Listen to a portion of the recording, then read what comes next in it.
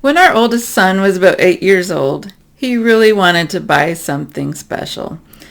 And my husband said to him, "We don't have the money."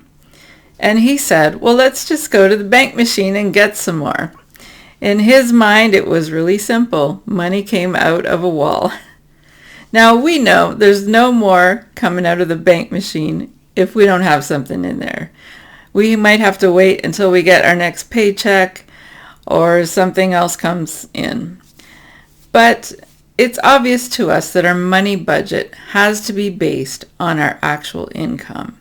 We can't just get any amount we want at any time we want. Wouldn't it be nice if we could? Well, we have lots of desires, we have lots of goals, but we have to be realistic about what we can do with what we actually have.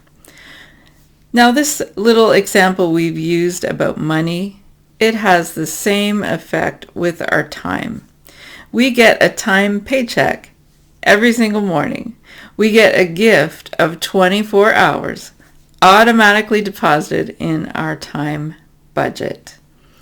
And we don't know how many days we're going to have that, how many years we're going to live. So every day we need to be aware of that gift of 24 hours and think carefully about how we're going to use it. So let's look at 4 principles about our daily gift of time. The first principle is we need to realize how valuable it is. Now, maybe you take your paycheck from your job for granted because it just shows up in your account regularly. But if it stopped, you would miss it. You would be calling somebody at the company and saying, "Where is my paycheck? I need it. I'm counting on you, and it's supposed to be there on a certain date. Why isn't it there?" Well, sometimes people lose their job suddenly, and then that paycheck stops. It's not going to be there the way it was before. And it's the same with our gift of time. We don't know when our last day on earth will be. We might live till we're 103, or our life might be cut short a lot earlier than we expected. And if you've ever lost someone close to you, you're probably very conscious of this. How important it is to make the most of every day, of every day's gift of 24 hours. Many other people wish that they'd had more time. Maybe they had something important or special that they wanted to do, but their lives ended earlier than they planned. And you might look around and think, well, I probably have lots more time because most people live to such and such an age. But we don't know, do we?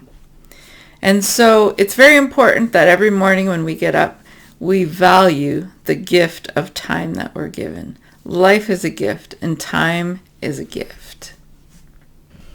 And we can show our appreciation for that gift by using our time wisely, by budgeting it, planning ahead how we're going to use it so that we can get the most out of it.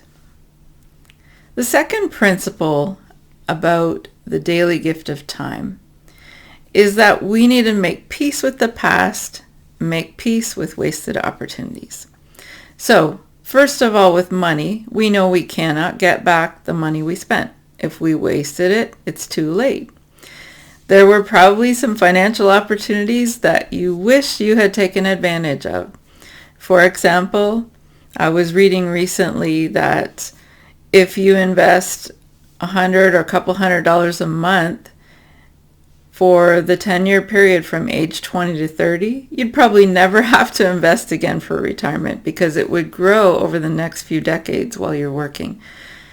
And I wish that I had done that, but it's a wasted opportunity. It's too late. I'm not in my 20s anymore. Well, it's the same with time. If we spent or wasted time in the past, we can't get it back. Time is like money. Once it's used, it's gone, unless we invest it. And so, since we can't change the past, we're going to have to accept it and move on. We've all made financial mistakes. We can't change them. All we can do is learn and do better in the future. We've all made mistakes with our time. Maybe you missed an opportunity to get training or to invest your time in a worthy project. Well, you can't get back that time that's passed, but you do have some time right now. So we need to turn the page. We're not doomed to repeat the past. We can learn from it. We can choose to manage our time differently and be more productive. By learning how to budget our time, we can get more out of it than we did in the past when we didn't really pay attention to how we were using it. So there's no sense beating ourselves up about how we used our money in the past or how we used our time in the past.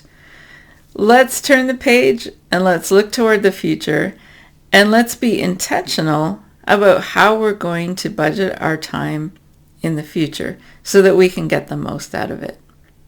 The third principle about valuing our time is that every day we get a brand new chance to manage it wisely. And so it's the same with your money. Maybe you messed up in the past, maybe you went into debt, maybe you wasted money, maybe you didn't invest it when you should have. Well, you have another chance today to make different choices and to have a different future. And so it's the same with our time. Even if you have never been intentional about how you use your time, you can start doing that now. You can create a time budget so that you can take full advantage of the 24 hours that comes to you every day as a gift. You can consciously schedule projects that you have been putting off. And this is going to help you achieve some important goals. Things that you thought, oh, I'm never going to get to it. It's never going to happen. It's just a dream. It's a wish. I just don't have time. Well, is that really true? Do you not have time? Or could you budget your time better so that you can achieve those things that are important to you? I think it's pretty amazing that every single day we get another gift of 24 hours. And I am certainly not in favor of scheduling the whole 24 hours for work. I believe that you need to take at least 1/3 and use it for sleep. Because if you don't, your body is not going to be able to keep up and you won't be able to use the rest of the time wisely. So if you use 8 hours for sleep, you have 16 left. And I'm certainly not advocating that you schedule all 16. I would say schedule 8 of them. That's a normal work day. And that leaves you another 8 for life, for the other things that are just part of living and family time and taking care of your home and things like that, eating, all kinds of things, exercising, devotional time. There are all kinds of things that we need to do in addition to sleep, in addition to work. And so I am definitely not an advocate of being a workaholic. So every day we get a chance to manage our time wisely, regardless of what happened in the past. The fourth principle about valuing our time is that the best place to start is by establishing general priorities. Now, we do that with our money. A financial budget requires us to prioritize our expenses. If our money is limited, we have to decide what gets paid first and what goes to the end. So obviously our basic needs are going to be taken care of, like food and shelter and transportation, things like that. So we have to have priorities in our money budget. And so it's the same thing in our time budget. We have to have priorities. And we've already talked about the foundation of having enough sleep. And so that should be our first priority. And it takes up a big chunk of our daily gift of 24 hours. But it's important. If we shortchange it, we're going to find out that we don't have the energy to do the other things. And as far as our next priority, well, for most of us, work is a necessity. And even if you're retired, you may not need to go to a job every day and work for pay. Maybe you've invested so you have funds to live on.